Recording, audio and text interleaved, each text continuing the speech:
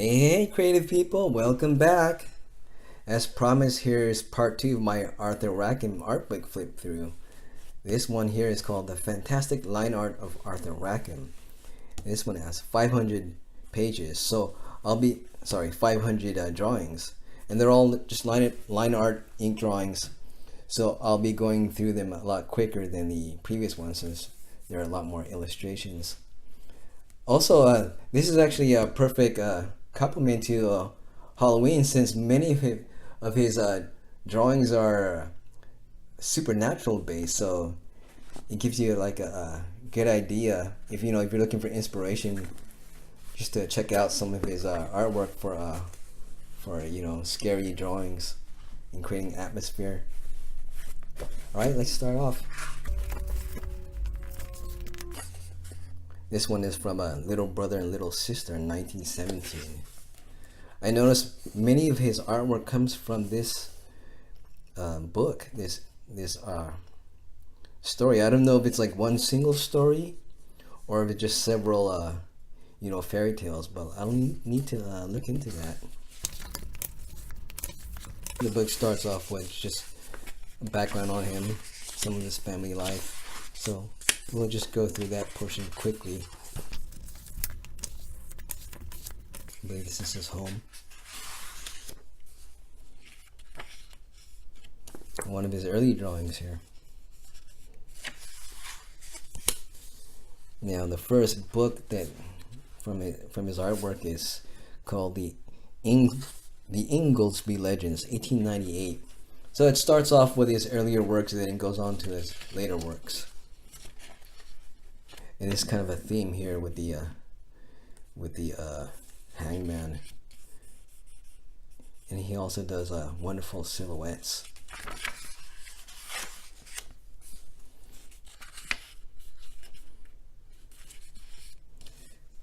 Another thing to note in his artwork, he does a lot of high contrast artwork, but even then, not everything's just pure black and white. That uses the pen strokes to, give the variations in shade, even also just the curvature and the thickness of the lines.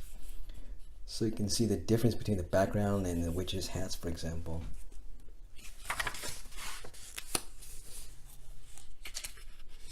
And again, with the use of high contrast to create a beautiful mood.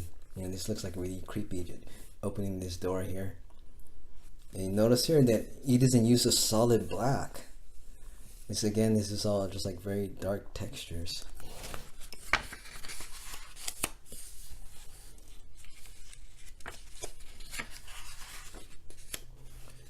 And with the creepy supernatural theme again here. Illustration of a ghost walking through a hall in a town, I believe.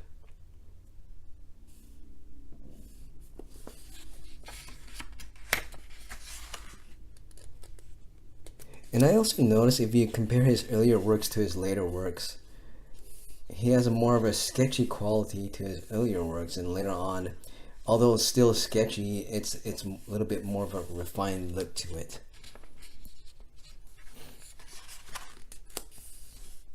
And again, with the sentient looking trees, that's like another theme in his artwork. Starting on this side, Gulliver's travel into several remote nations of the world, 1900. So the new century. And here's another large book on this side, Fairy Tales of the Brothers Grimm, 1900.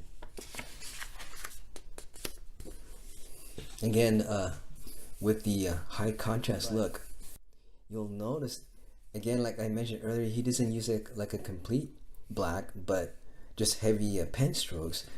And it just gives you, although it's very hard to see the details, it gives you an indication to have the viewer use their imagination. For example, here, if you look at the foreground, these are two characters, I guess like a hag or a witch standing on the stream on the right side, and the little stream here. So using that in context, this appears to be like trees in the background, and then also glittering stars. Or who knows? They could also been like animal eyes, or just the magic coming from her hand. But it makes the viewer use their imagination when looking at this.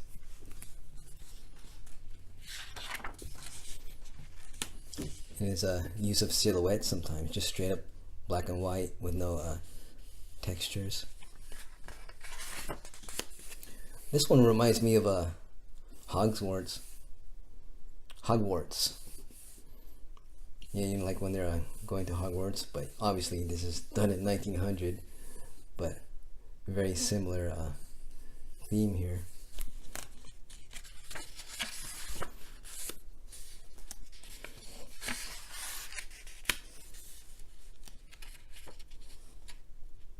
It's Tom Thumb.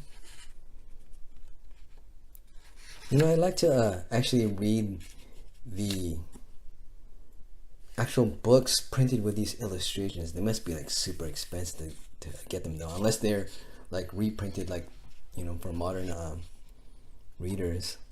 But just to see read the story that goes along with this illustration would be quite the experience, I believe. Oh, this one looks a little different. This looks almost like the way he did it here looks almost like like copying something, like a photograph on a copy machine almost. Cool effect that he did here.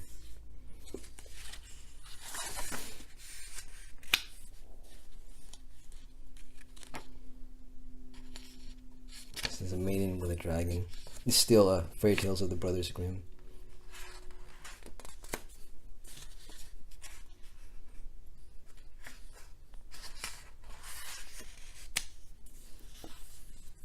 So he uses quite a different styles depending on the book, or also just depending on the mood of the piece. If you notice on this drawing, these are all from fairy tales of the Brothers Grimm still. This is more like very uniform line strokes, no variation in the thickness, but you just using the cross hatching just to get to convey the different shading, the lights and the darks. And if you compare to this one almost looks like using a brush instead of a pen, but I'm pretty sure he used a pen for everything. Like here, this is like really sketchy look, and here this is like really thick high contrast. I don't know if this is blood or mud or what, but he uses different styles for different effects. Now, from here we skip 5 years. This is Rip Van Winkle, 1905. The Land of Enchantment, 1907. And it's interesting here. For this book, The Land of Enchantment, I noticed he uses a lot of this type of texture here, and I'm pretty sure it could be different, but this is similar to stipple paper we have nowadays, where you can the paper has texture, so if you just do it lightly with for example, pen, or even like with a brush, you can get like just a flat texture on there, so you can use that to create different textures. Who knows, or maybe they used another method, because I know like during the 20th centuries, especially during the height of comic books in the mid 20th centuries, they had different techniques to create texture, like either overlaying something on top of it, or like special paper that you rub on or whatever. But I'd be interested to know what he used for these textures here. I mean, the closest, because I used stipple paper before and it has a similar effect, so that's the closest thing I can think of. But then again, he may have used something else, from the early 1900s. See, again with the different textures, because that would take. I mean, it's so uniform that obviously he didn't do that by pointillism by hand. Like this, you can tell this is done by hand. This part, but here and here, these are all like specific textures from the paper. It looks like this looks like this is Egyptian drawings.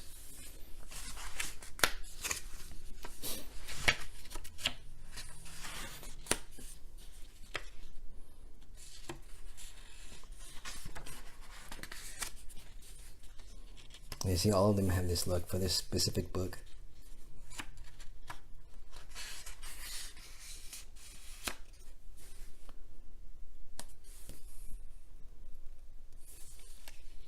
Just fascinating, just a wide range of artwork and themes that he used just for fantasy and supernatural drawings.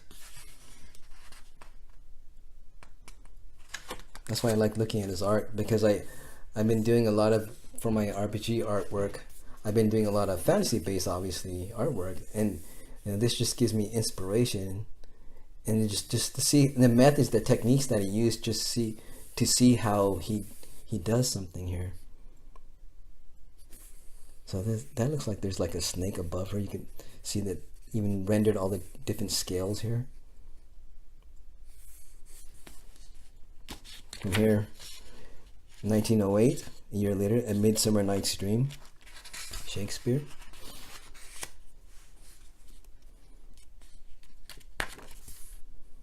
Again with he's known for his trees, right? But this is done with a lot more variation in line thickness, with the trees being obviously a lot more thicker than the fairies here.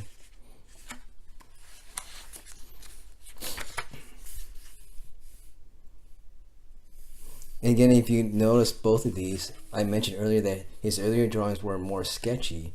Notice that even though there's still a ton of lines here, I wonder how long it took him to do these, by the way. It must be although it took long, since he's such a great artist, it probably didn't take him too long, compared to, if somebody like me was doing something like this. But you notice the line work is more refined than previously. This is 1908, by the way.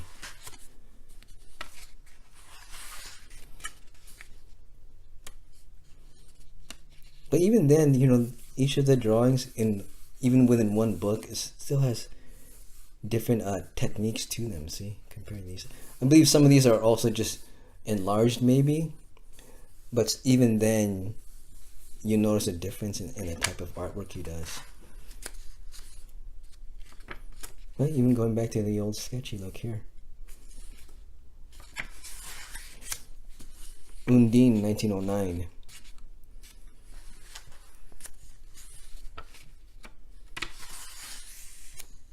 The Rainbow Book, 1909. Adventures in Wizardland.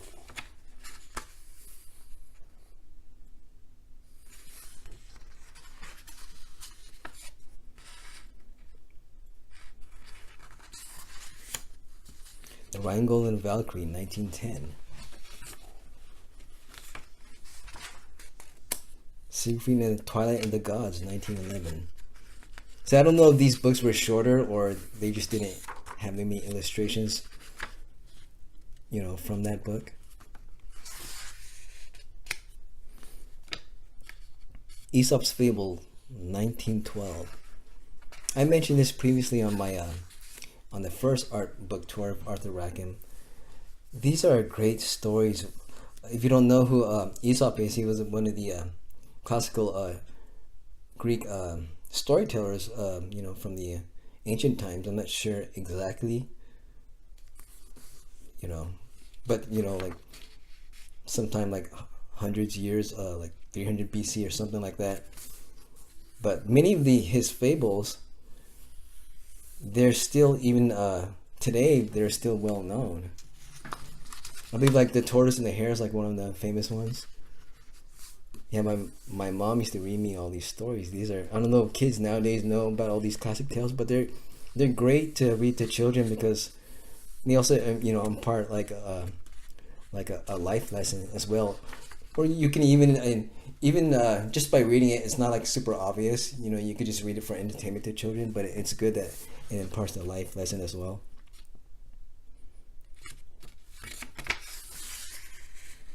These are done in 1912. See the face of the tree here. Looks like he's lying down in his arm.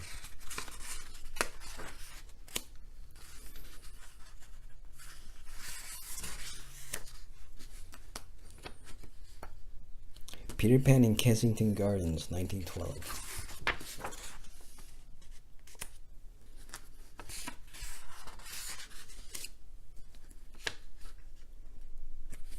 Again, with the I mentioned this previously on the other art book. He's really has a cool way of doing hair, like long flowing hair. Look at it; it's wrapped on that tree branch. It looks like.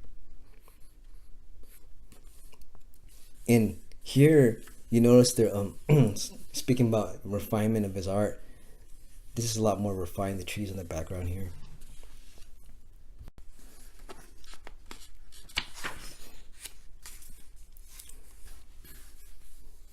This is a lot more obvious that they're sentient. You can see them sitting on the bench and walking around.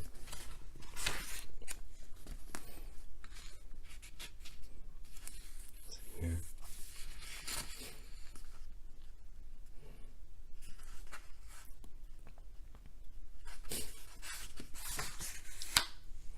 Arthur Rackham's Book of Pictures, 1913. A Christmas Carol, 1915.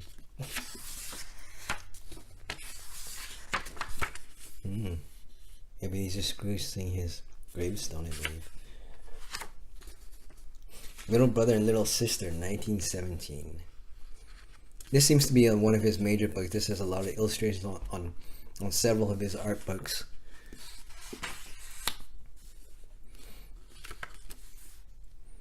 Different style. This is like more of heavy line strokes.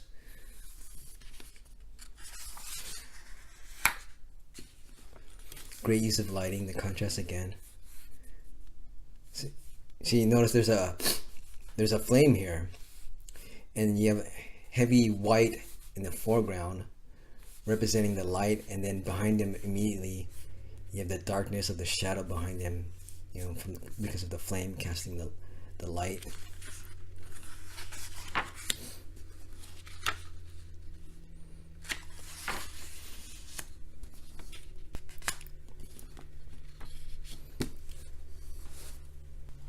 I want to mention this specifically. This is still Little Brother and Little Sister. I believe this may have been like one of the first uses of speed lines used in drawings. If you don't know what that is, if you read a lot of manga or comics, they use lines, like motion lines, to distort the image to appear that a person or a creature is moving at quick speeds, and of course the longer the line, the faster it appears to be moving. And like I said, that is heavily used in the comic books. But this is like one of the first instances where I've seen it like way like early. You know, this is 1917. I don't think like the early comic books even used it by this time, but it's interesting to know when this technique was first used.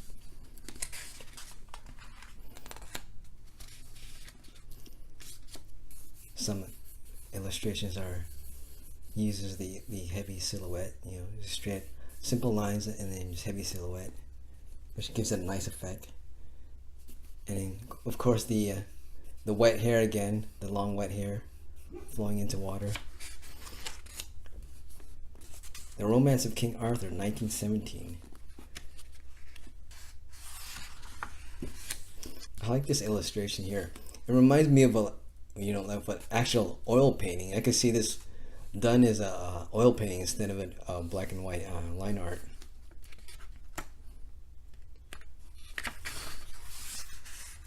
And again with the hangman. I believe this may in the Arthurian tales, this may have been when the Knights of the Round Table, many of them were searching for the Holy Grail, and Morgan Le Fay's army caught them and hung them. If somebody remembers the exact story, let me know in the comments. But I believe that's where this takes place.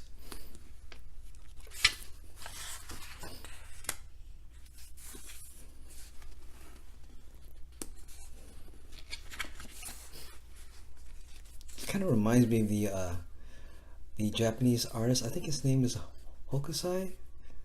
I have a book on that too. Maybe I should do that next. You know, the Great Wave over of Mount Fuji. I don't know if he got that idea from them or is it just a coincidence, but it has a similar look to it.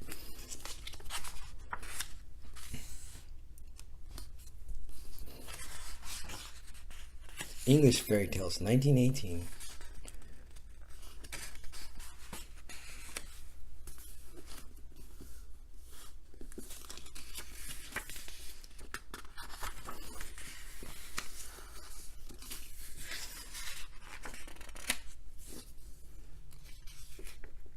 I also noticed that he, once in a while, he does like kind of like somebody caught in like a tangle of webs or thorns or something. But he's great at doing that, you know, like having them their hair and their clothes stuck on the thorn, having them pull their hair and stuff.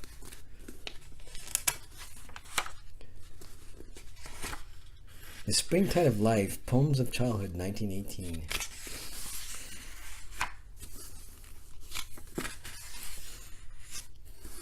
See, again with the somebody caught in thorns or spider webs.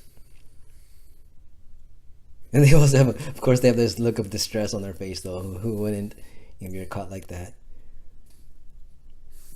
A lot of action going on there. Yeah. Another cool silhouette. You can even see the story here. This is a Snowdrop and Other Tales, 1920. There's a suitor here. And the maiden. I don't know if this looks like the king and the princess. One thing I wanted to mention is just the use of silhouettes.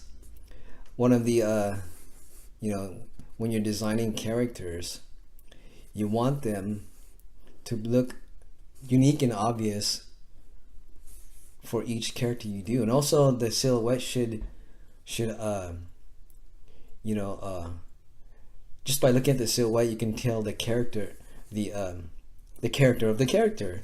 You know, you can see, you know, how their personality is and what they do or what type of actions. And of note also is you should be able, just by looking at individual silhouettes, to spot who they are right away without, you know, even looking at the details. I think this was mentioned on the you know, the Hobbit movie, the newer one, when they said when they were designing the dwarves, they wanted to make each character's silhouette be obvious because there's like so many dwarves, it's gonna be hard to keep track of them. But that's, for character design, that's like one of the things you should know.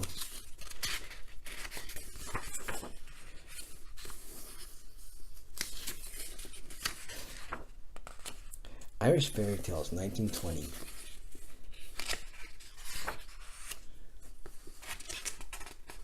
Yeah, I don't know if they're just, the artwork was just blown up. May have been, because it seems to be that this is a lot smaller when the original artwork. See a lot thicker lines here.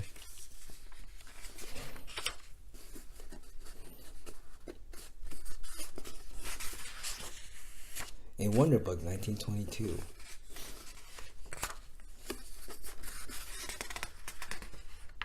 The Complete Angler, 1931. Notice the time skip, almost 10 years.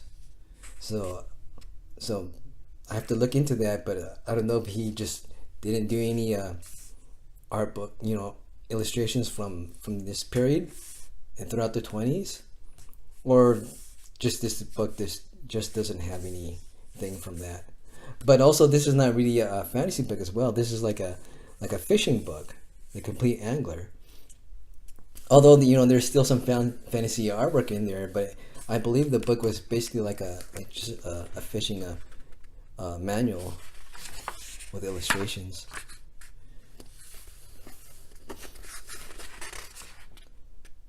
And that's it. This is the end. And this is also from Little Brother and Little Sister.